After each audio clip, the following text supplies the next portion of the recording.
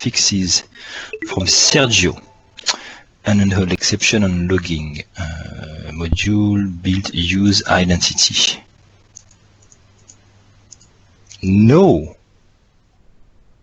Nope. Nope, I don't want that. That's wrong.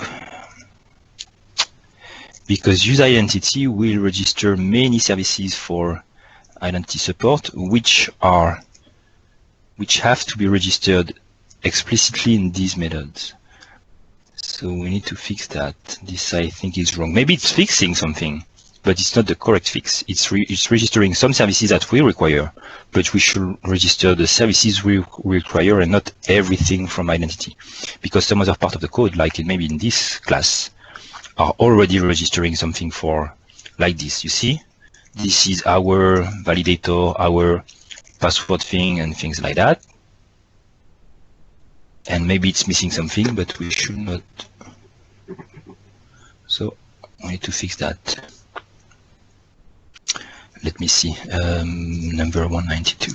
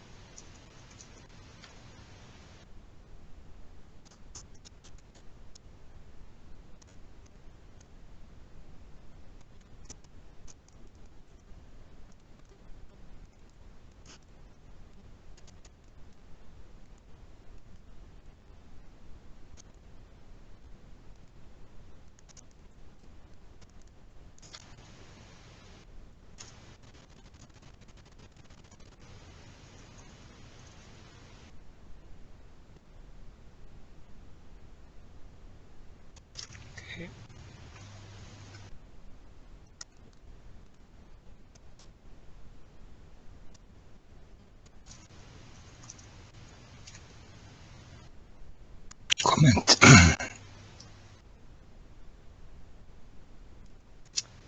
Then avoid adding twice a running shell, creating a site from scratch. This I saw the pull request. I'm like, why not? That shouldn't be an issue. Did I miss anything here? I've got no audio coming through. Save application doesn't have sound. What do you usually do in this case? Rejoining. I've never had any issue with sound. I was stuck in the lobby waiting for until now, and then I had to rejoin to get in. Oh, maybe there are more people stuck in the lobby. I don't know. So what I did an admit all, and I don't see anyone waiting for admission, and I selected anyone, which I do all the time. Maybe it was a local issue. Yeah, maybe. And some other people joined in the meantime. I see Benedek joined and was not there last time I checked. Robert and this user. So maybe it's not really an issue now anymore. Matthias. Yeah, we were like 9 when I allowed everyone.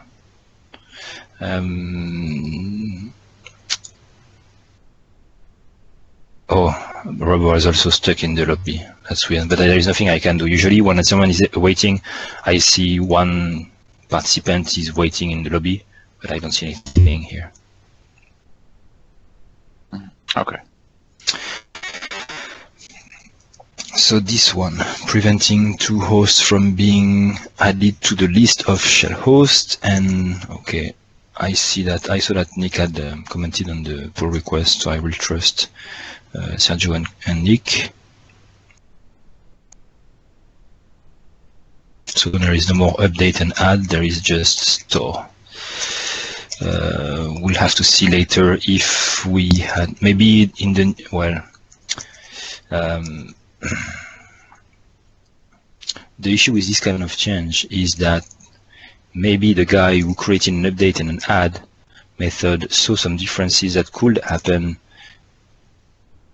in later or when the implementation is complete, and seeing that the current implementation are the same and just having a store method will solve might not solve the issue or might not be a correct shortcut.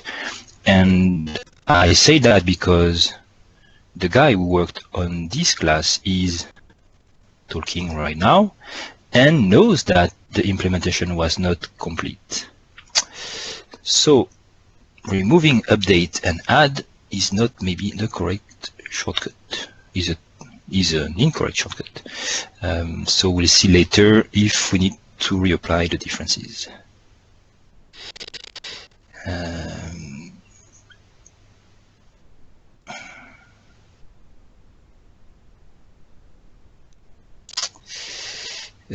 For instance, yes, there is an obvious update here, I think, because you see there is a default and single that has to be handled when something is updated.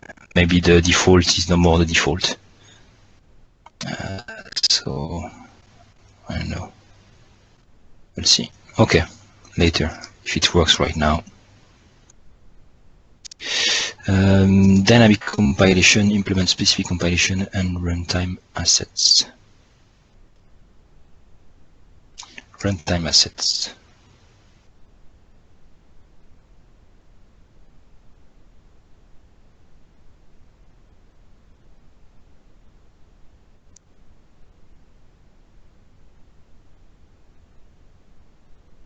Hard to say what it is for. Anyone here knowing?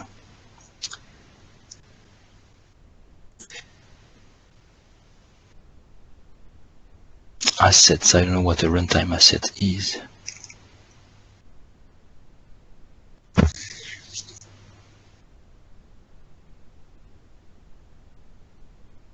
Okay, and ooh, on the no, not on the master branch, but still some work, some progress on the recipes.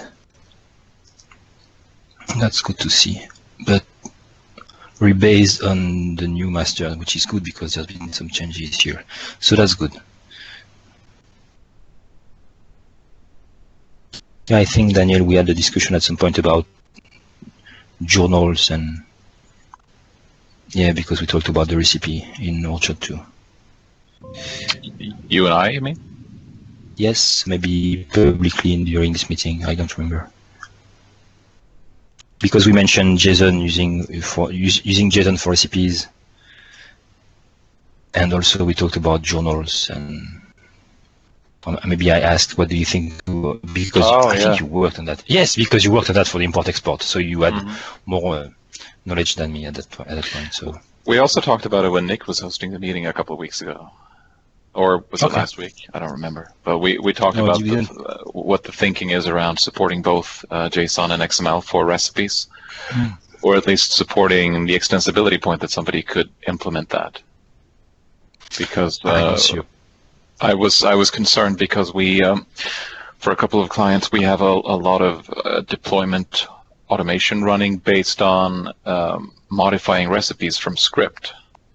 And there's very good support for doing that from PowerShell, for example, modifying an XML file, but there's the support for JSON in these tools is not as mature yet as that of XML.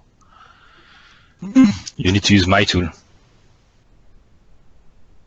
It's beautiful. You don't know my tool? No. Oh my God! You see my tool? You want to use JSON? Where is that? I need to show you. Sorry.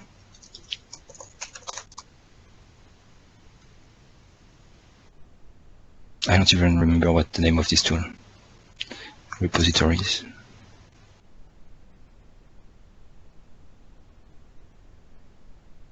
I will find it. Pipe.js. It's beautiful. So this is something to handle JSON in PowerShell, I suppose? Not related to PowerShell, but you could do the same thing with PowerShell. It's more command line tool. Look at that. Ready? Pipe.js. This is the command line tool. And then you type some JavaScript. Okay, so it executes the JavaScript. Okay, but really, then wait, you'll see the feature.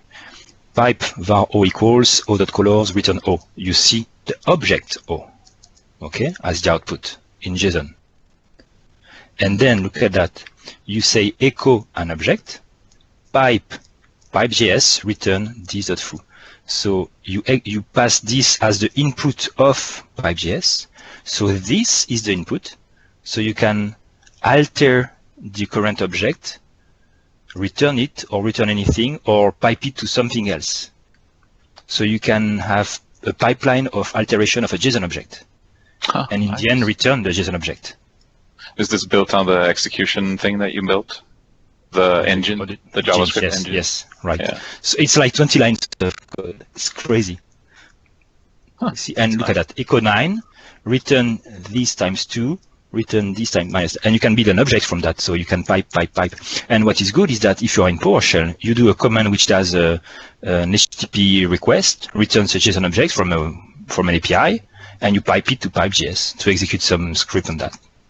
And to return the same object. So that can be, you can even execute a JavaScript file with the @ like we do everywhere in Orchard. I don't know where it's coming from. Maybe PowerShell, I don't know. We also have a lot of customers who use config transformations on the recipe files to change some things in deployment time. Okay. That was another concern that we had in the switch to JSON. Because the things like Octopus Deploy, that they have this built in, for example. Yeah, I'm sure they also have something like this for JSON, because project JSON files are also in and the settings files in .NET Core are also in JavaScript and are supported. And I think they might have transformation for JSON in Octopus. I think I've seen something about it. And there is a language called JSON Patch, which applies changes to JSON documents. It's also supported natively by MVC. So if you send a patch request to MVC, you can send a JSON patch document which will patch the document you want. So it supports that also in MVC. It's just unrelated, but yeah. And maybe So I'm sure there are some solutions. Okay, that's good to know. Cool. So this is starting on recipes showing. What does it mean by recipes showing in modules? Parser. Nothing here. Showing in the setup. Okay. So now the recipes show in the setup. Interesting. Starting on creating tenant setup. Okay, so it's starting to work actually. And we can have apparently some recipes on the setup and running them from the setup. You see setup service. Interesting.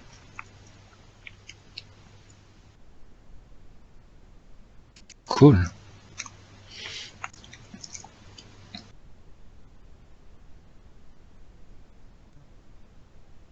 Okay, good. That's it, trying to pass through recipe name. Okay. Oh, you see, so it seems to be working, because this is a list of features that were hard-coded for every setup. And now apparently it can remove them and pass them in a recipe.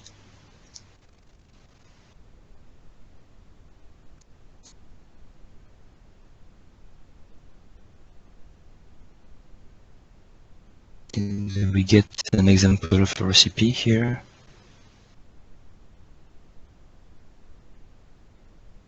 Core recipe.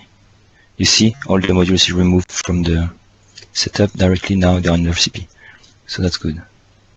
And that's a step. I like that the commit message says trying. Yeah, it's a branch. And yeah, maybe, I don't know, yeah, we need to also to look at the format of this recipe file, because steps, name, feature, we could have, I don't know, no, we can't have named value, because it could be different things, different feature steps, so it can't be feature as a key, it has to be name, and then, okay. name and then the properties. I'm not sure. Maybe you want name, value. I don't know. Okay, it can be changed later. It's fine. Another thing about JSON that I've been struggling a bit with is the fact that there seems to be no way to have comments in them. Well, yes and no. Yes, the JSON specification doesn't have any comments, but all the parsers that we use in .NET support comments. What is the syntax? Just normal JavaScript yes. comment syntax? Yes. And yeah, that's also something I raised internally in the team, that I'm like, what I'm missing the most in JSON files is I want to add a comment saying this is for that or this value for this, and they say yes, but if you type the comment, it will be supported because JSON.NET is used everywhere and supports comment in the ASP.NET stack at least. And then for us in Orchard, we just use JSON.NET also, so it's supported. But the Visual Studio editor complains about it, I think. No, I don't think so. Can you prove? I will try to see what's the answer, not to prove anything or to new file. I don't think so. I didn't say I'm sure, but I think I'm using it sometimes. So JavaScript file, JSON file, web, JSON file.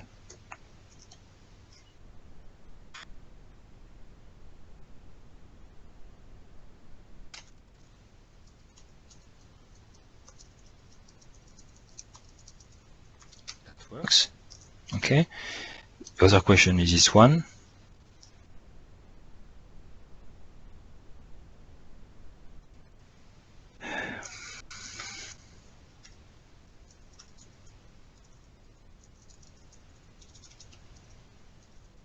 It works too. So the editors work.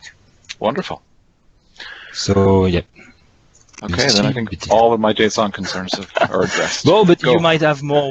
We might have more. The other issue is that we might find some issues while we try to build recipes. So that would be we need to test it too. Mm. So this is fine, but we'll see what other issues we have. Like you said, the transformation files and that. We have to see. One thing that's very good about it is today when we have XML recipes, when we embed a layout in them as JSON, that needs to be sort of weirdly, awkwardly encoded into the XML. So that'll be much more composable now with JSON, where we can just sort of have that as a node in the JSON tree and it'll be the same format. Yeah, same thing for the objects we have in database. They are also in JSON. So for these kind of things, they are much nicer. And if we want to embed a content item in a recipe, it can also be the raw database JSON object. That might simplify some tasks, that might complexify some others, and hopefully not make any impossible. So maybe for some things we don't even need a driver for import-export anymore. We'll just take the document and put it in the JSON. Huh? No, we still need that. We still need drivers to be able to convert values or to convert, to react to values, to the fact that something has been imported, like on cloning, and like also on API serialization. So we might need different drivers for these different things. Yeah, but that could be boilerplate driver that just raises events. And definitely, yep. So if you want the default behavior, just inherit from the default driver, and it will provide that for everything. Yeah. Like we did for the InfoSet. Remember, the default import-export for an InfoSet is just dump the XML document. Yep. And we were fine with that. And now it will be the same thing for a JSON document. The default export-import might just dump the object from the JSON document. And if you want to customize the behavior for a field or for something, you just implement driver in the corner cases. Yeah. Good. I miss anything? Questions? Yep. And hello. With that commit we talked about on Gitter last night. I haven't read Gitter for so long. I received some email notifications that I missed some discussions. So Jean-Thierry is talking.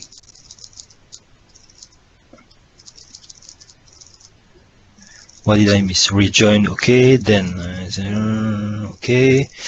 Is Seb video lagging a lot for anyone else, or is it just me? Seems good here. Just Seb.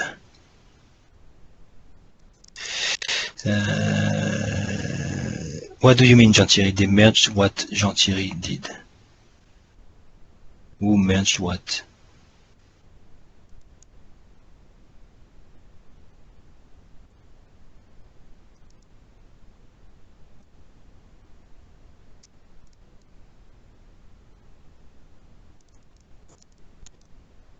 Okay, so yeah, the compilation work has been done by Jean-Thierry. Yep. Okay, I will try that on Friday. As a reminder, I'll be back on Friday, so next week's meeting should have more content. Or not. I don't know, we'll see. Okay, so more people, any demos? Questions? No update for 1.11 or 1.10.2. We have released 1.10.1, right? If I'm not mistaken. I don't even remember. Look at that. It's crazy. I assume we are on 1.10.1 already. Yeah.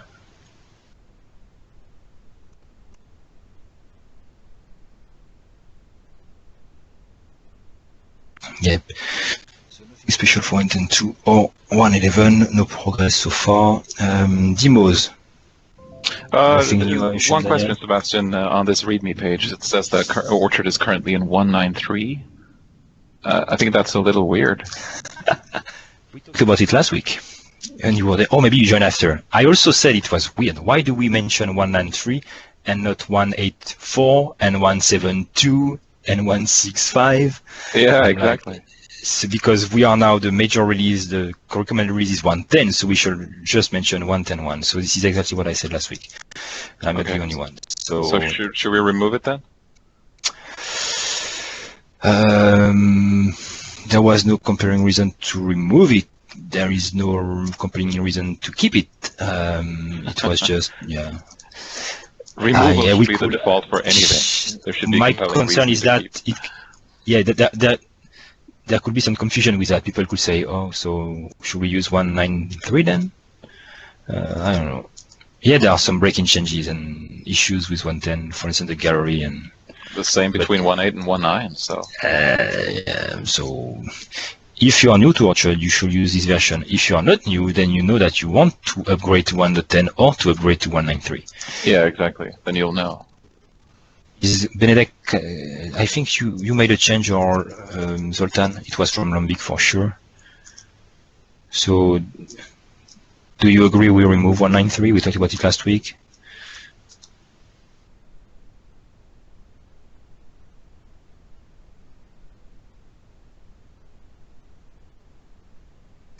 Okay. So do you agree we should have removed it?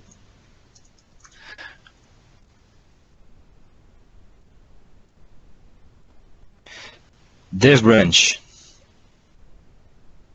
Where is the ReadMe file? While you are typing, emancipating. You can't confuse it because it says that should start. Yes, but why do you mention 1.9.3? What's the point of mentioning 1.9.3? As I said, if you mention 1.9.3, why not 1.8 something?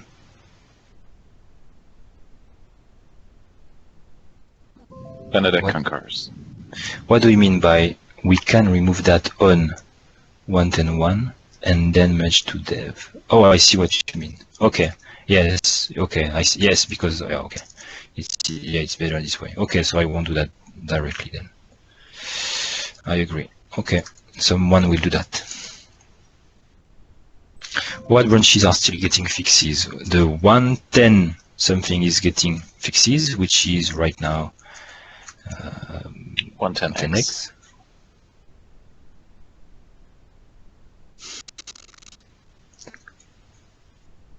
1.10x, you see, it's getting fixes, and we merge it to the dev branch occasionally. Yeah. So that's how we will do that. Okay, good.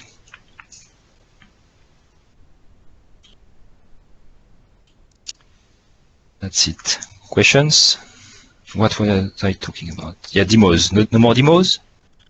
No new demos? No. I was expecting one from Siaman, because usually when you join Siaman is to show something. But not today.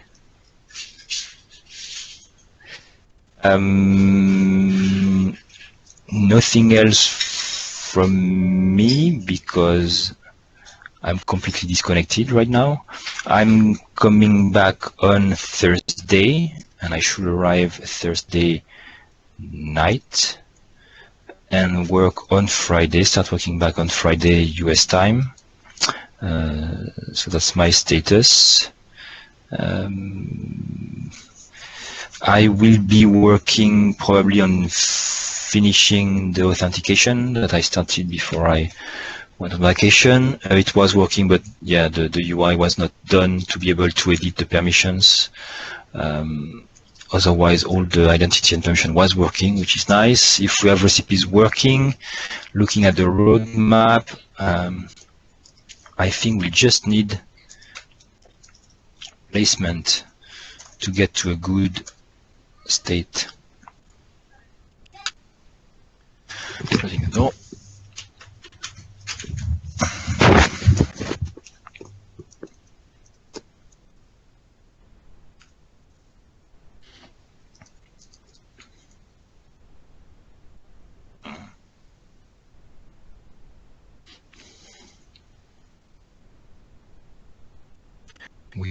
Wiki.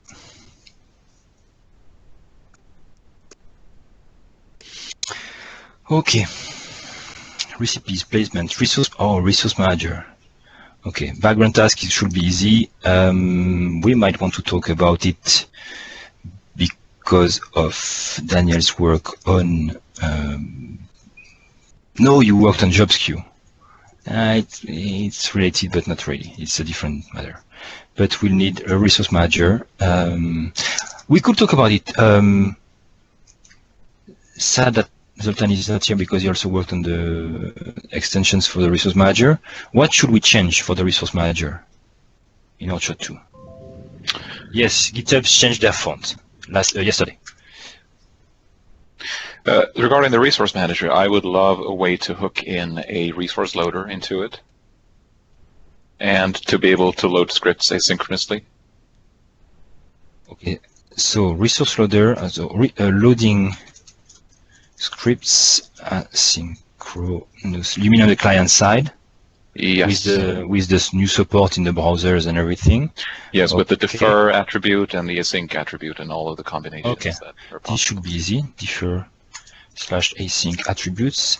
Isn't it supported already, but not first class? Like you can add any attribute to a script, and that's probably true. I think we have an issue for that, and some design comments. I think someone already suggested another one, so that's cool. So, what is a resource loader? Like require.js or yepnope or those kinds of libraries that load scripts in asynchronously and in the most efficient way. Some of them can load to CSS also asynchronously. So you said yep? I don't know that. Yepnope? Yeah, I think it's been deprecated, but it was very popular a while back. I know Sitka did a proof of concept on this a while ago. I think there's a PR actually open somewhere, or a branch. I think I remember something. It was related to async loading. Yes. Yeah. Okay, I'll look at it. Okay, what? Yeah, otherwise I think. Oh, another thing. Cache busting. Very important. Okay. I know what it is. You don't know what it is, or yeah, I know, but maybe so. Give control. Sorry, that's the wrong one. I don't know this guy. I don't trust him. So let me explain why we need that. Whenever we do continuous deployment to our production and acceptance and test environments. And every time we do, if we've changed some bit of CSS, people need to remember to do a hard reload. So what we've done is to subclass the resource manager and override the bits and pieces that emit the actual URLs. And then we take the build or the release number and we apply it as a query string parameter to the resource URL. And that's a very effective solution. But it would be nice to have something built in. Yeah, my question is, what would be the means that would be useful to do cache busting? Like an implementation, like you say, is have a way by default or with an option to say always include the deployment version, whatever it is, in every asset? Or yeah, the question is, what do we base the key on, really? What is the thing that we increment, and how do we increment it? That's interesting. Could be the creation date of the site content item, maybe. But so it could be reservation on every asset, or it could be the attribute, the date timestamp. Yeah. For each asset.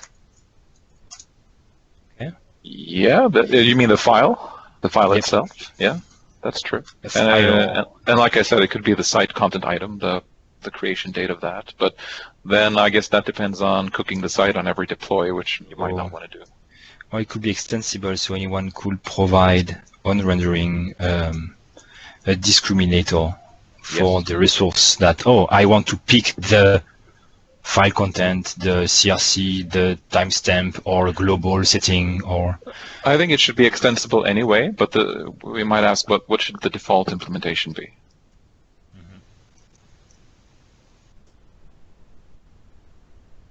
And when I say the resource result is maybe the HTML, so that at some point we have an event which is the HTML we want to render as a resource, and someone could say, I want to do this. Oh, okay. You mean make the abstraction not about cache busting, but rather just modifying the resource. Yeah. Okay. It's even better control. But maybe not on the HTML level is necessary. Maybe just the URL would be enough. Huh? URL maybe not. You might want to add attributes and everything. Yeah, that's true. Yeah. Like, I don't know, for the deferracing, maybe you want to do something this way also. Or if it's done this way, maybe we can say, the deferracing could be implemented by intercepting any resource and checking the options for this resource or the type of the resource and the properties of it, and say, then add an attribute. We'll see. Okay, but yeah, that's interesting. This, at the same time, so you all know what Lombic had done with what was the name of the module that does some caching, bundling, and everything? The bundling thing? Yeah, what's the name? Benedict? Combinator. Zoltan is here now. Okay. Combinator. Do we really, because now we have the asset JSON and we bundle everything statically, do we really need these kind of features? I've used it in the first version of Fortune, then I never use it again. I always did that server side. The good thing is that very soon we don't need such features at all because of HTTP 2. The only issue is that it's not available on Azure App Services yet because IIS wasn't updated there. So basically what we'll need, and in the very near future, like probably from this fall, is just some cache busting. Okay. So you concur with what Daniel is saying. That's also an issue to fix.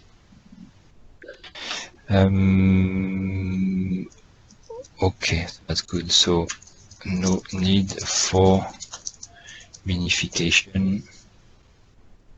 So what is the state of HTTP2 support in the browser jungle today, Zoltan? Do you know? I think every major browser supports it. Probably not Opera Mini because they list that as one of the major ones as well, but everything else. Okay, including IE 11 and so forth. I think so, but Sebastian will show us. Only on Windows 10. Okay. Yeah.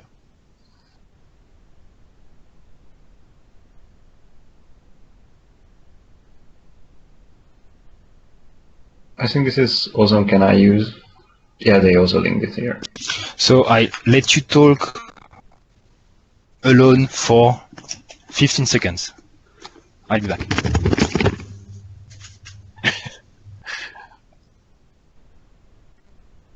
So, now what are we going to say now that Sebastian's not listening?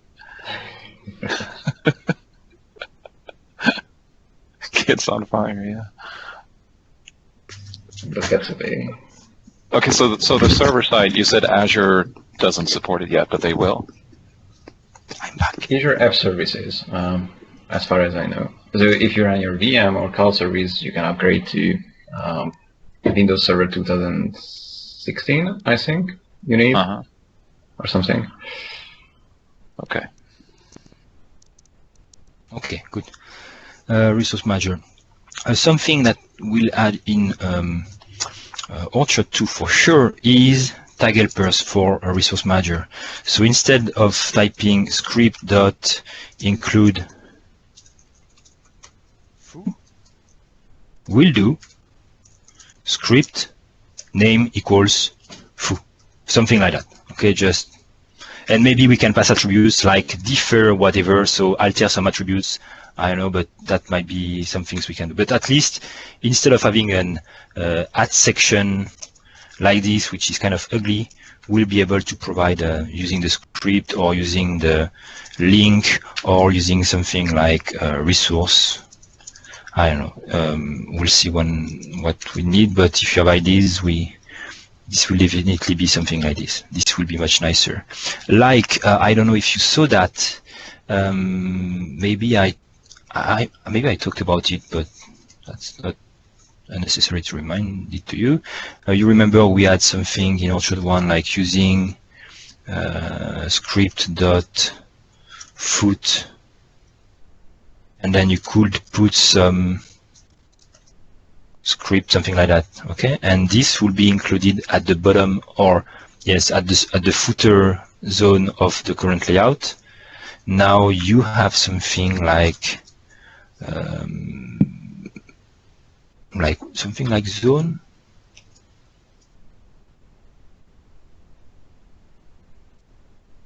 Footer, and then you can pass the script directly inside, which is much nicer than using a not using block. I did that, and I've used that. Yep. So tag helpers for the resource manager, and that's all I can think of. One more thing comes to mind. It would be nice if the resource manager preserved, if you don't use the resource manifest, but you just do the include syntax like you've done here, it would be nice if the resource manager could preserve the sequence so that you don't necessarily have to create manifests out of everything just because they have interdependencies. Because I think that's the case today, right? That the order that it outputs the links in the markup is arbitrary. Yes, if we could have that support using with also the include statement without having to implement a resource manifest. I need an example. So today we do add script or script. Well, for example, if we do from a Razor view, you do a script that include of a custom JavaScript from one view, but you know that you also need to include jQuery. Of course, jQuery is a bad example because it's a resource. On the other hand, maybe it requires jQuery, so it's actually a good example. That resource is defined by a resource manifest, but you don't necessarily want to. Yeah, exactly. And then on top of that, you want to do a script that require or have the include Foo.js depend on jQuery. Yeah, exactly. So it would be nice if you could chain it, like do script.include.requires and then a resource. Yep. Yeah, like that. So jQuery. Okay, so include. This is a file name and not include. Okay, there is include the name or include the file name, the resource name, or include file. Include is always the file, and the require is the resource. I see. Okay. Include foo.js, require jQuery. Okay. So something like this. But this should be a much nicer and more compact API. You can do this somehow. There are these inline resource definitions that you can use. So basically in Razor, you say that this script will depend on jQuery and then include it without creating a separate resource manifest. Oh, I didn't know that. There is some property on the script and style property. Have you written about that? Because I didn't know about that either. So you can change the definitions dynamically while evaluated. Okay. So this is kind of what we have here. Then it will be something like this. So you can define a resource like script dot define resource or define script. I do remember seeing some inline methods, but I never understood what they were for. I think they're called script.inline something. Yeah, something like that. That's it. It's not nice, but you can build a delegate there that will create a kind of a resource manifest inline. Yeah, maybe an HTML helper, or maybe a method on an extension on the script. Object. Inline definitions. Find resource. Inline definitions is given. Define resource on the fly. Yeah, and this code is definitely from Dave Reed because he was the only one in the team to use a link like this. Resolve inline definitions. Define.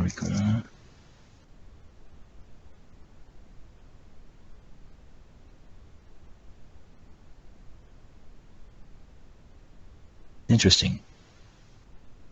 Well, I think I will mostly migrate the code to the .NET Core. I won't try to invent any new class or anything, because if we say that everything we have today works fine, we just need to enhance it, then why bother trying to recreate everything?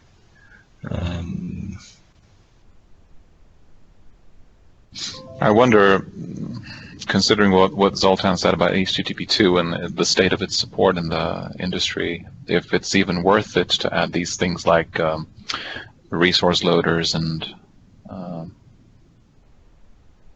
async. Well, you can do it, yeah. I think that will be still needed. Resource loaders, I think, are already kind of deprecated, so require.js is not that fashionable anymore, I think. And we'll still need cache busting, that's for sure. But what about defer async? I think we need that, yeah. That definitely. We do? But if you use HTTP2, then what would be the... would you still use those? I think so. So I'm not entirely sure this, so you would need to check. But HTTP2 will give you a better way of downloading these resources, but still they need to be downloaded. So if you don't want to block the client.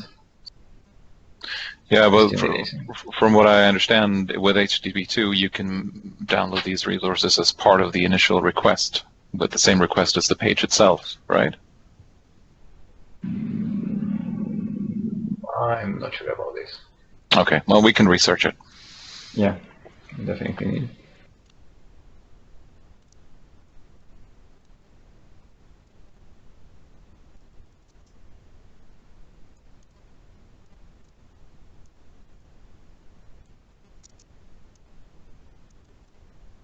Okay, good. Also, my personal goal for this resource manager is to be able to use it outside of Orchard. So in the way we organize the projects in Orchard 2, like if someone wants to use resource manager from any other MVC project or ASP.NET project, it will work. So I will try to make it this way too. This is also very important for Orchard, so that it's also a way to build features that can be used in any web app. So that would be cool. That sounds very cool. Did you build any of the stuff in Orchard 2 like this? Oh, there are some. Yes, we talked about it already. Maybe you wanted there, like the like what? Shapes. You could use shapes without using Orchard today.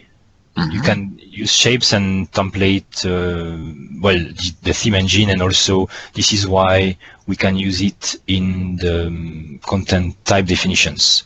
The content types module uses a graph of relationships, but we can do that for many modules already. Nice. So that's cool. Because we also try to use only the default ASP.NET services for the DI. We don't use any autofacts, so anyone can register any service in the current DI or in any DI they want and reuse those things. And also you might have seen it, we talked about it also. If you look at how we build these modules, SRC, an example. So if we look into, for instance, environment.cache, I need an example, a good one. We'll look into the modules. So I'm not talking about the modules because the modules are Orchard specific, okay? But the services, you see those ones, they are typically for Orchard. Content types, content fields, body, admin, they are Orchard. But everything which is in SRC should be able to be reused. Not all of them are, but most of them could be reused everywhere. Like the content management thing, you could use the content management. This is just the API. You could use just the content management API in your app if you want. So that's good. I need an example. Events, for instance, is something that could be reused everywhere. An event bus. It's not specific to Orchard. Okay. And I will show you also how we build projects in the modules folder to mimic any ASP.NET MVC app. If I take admin, you will find so this thing is an MVC project. It has controllers, it has views, and it has startup.cs, like any project, which has a configure services and a configure to define the routes. Here we define a route like in any MVC app. Okay, and this is configure services like in any MVC app, service collection.add scoped. There are in Orchard some metadata-driven service registration using the ID dependency and also some attributes. But if you want to register your service like in any ASP.NET app, you can. See, add scope, then done. Map area route. And we also have some modules with middlewares, like this one. You go in the startup, and if you want to register middleware from your, where is that? Not this one. Where is my middleware? What kind of middleware do I have? Users, yes, I must have one in users. Oh, maybe it was called module. I didn't rename it to startup, the file, but the class is named startup, and you will see that, well, this is a middleware, but you can do builder.use middleware or add middleware, something like this. Where is my example? I'm so sad. I'm so proud of it.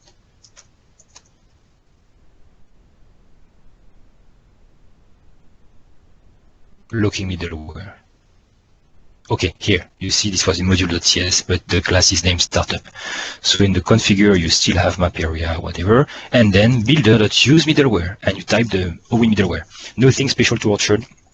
It's just a standard ASP.NET middleware, but it will be registered if this module or this feature is enabled. So the startup class will have the attribute feature, so only this feature will be enabled. Okay, so we try to stay with the .NET standard. Beautiful. And this, look at that. This is much simpler too, right? Look, map area route, which is the same as in ASP.NET MVC. No need for a custom class, and so talking about features. Is that something that could be reused outside of Orchard? The feature registration mechanism? No, because if you need features, you need a setting which says which features are enabled. And it makes sense when you have modularity. So it also needs settings, it needs modularity. It also is linked a lot to tenants, because if you have modularity, you could say, well, if I have a module somewhere, it's enabled. Otherwise, I don't want it. So it's... But all of that configuration could be abstracted out. Yeah, it's already abstracted, but this is Orchard. So Orchard is multi-tenant modular application. Okay. That's true, of course. And if you use any dependency injection or IC container, you can use attributes already. Yeah. Yeah. Mm. So yeah. And then you would have to implement your own. So externalizing a feature that doesn't really make sense for us, because we build multi-tenant and modular and multi-tenant modular application. That's the goal of Orchard. And then we have modules for content management or stuff which is cross-application. So really, ideally what I'd like to see is Orchard as a framework with the CMS as the way to deliver it, like we did already. But when you go in Visual Studio, you say File New, and you can say New Orchard Project, and it will be like an MVC project, very empty, but with .use Orchard. And .use Orchard internally will do the .use MVC, .use data, .use content management, .use everything. But when you say .use Orchard, it's in a package which will itself, in a NuGet package, which will itself reference all the NuGet packages that we need for Orchard. Maybe only one, which contains everything. But that's how I want to see that. So when you want to start a new website, you can say New Orchard Project instead of New MVC. It's like MVC plus some multi-tenancy and modular application. Because MVC will never do that. You see, like ASP.NET will never do what MVC is doing, which will never do what Orchard is doing. So, yeah. That's my goal. You can disagree and we can talk about it, but it should not impact you.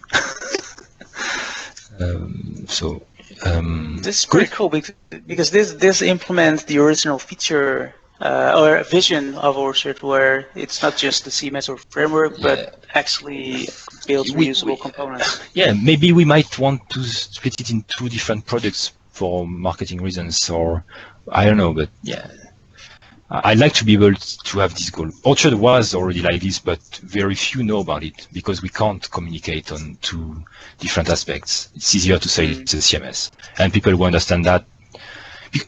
Also, many developers say, okay, I want to build a new app. I need to create pages and stuff like that. So maybe I will use CMS that I can extend, and they find Orchard and they start with that. Some others will understand what Orchard is before trying to do a CMS and say, okay, I need an application framework and I will use the application framework. I don't care about the content management modules. That's fine. But it's not obvious. And it's very hard to communicate on that. We'll try. I assume we can try to do it again. Even more if it's a file new multi-tenant app. We don't even say it's Orchard. File new multi-tenant app and boom, it's there. File new software as a service solution. It's more like this, you see. It's very more like this. I think you agree. It's because why would you use Orchard then? Well, maybe it's just a site with content management, but then you just install Orchard as a content management system. And then you build modules on top of that. But if you want to build a new project in Visual Studio that you can build a vertical app, this is really a software as a service solution. So build new software as a service, and then you start building your modules, and it will provide you with a multi-tenancy and modularity. So that's more compelling, I think. Maybe we could call one Orchard Framework app and another Orchard CMS. Exactly. Yep, I agree. So Django, for instance, is doing that. Django in Python is an application framework which provides an ORM, caching, all the things that Orchard provides. But Django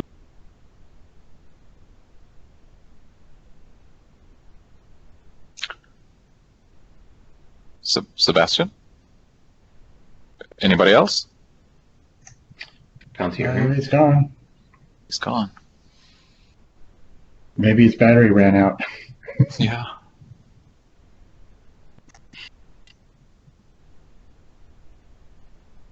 or is data allowance?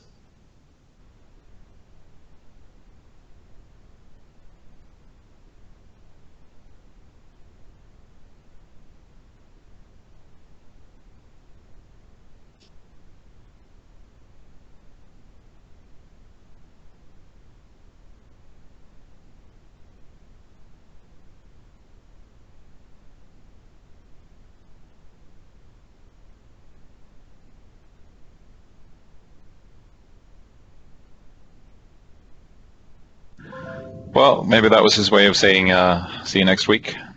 All right. See you next week. So boring. All right. Take care, guys.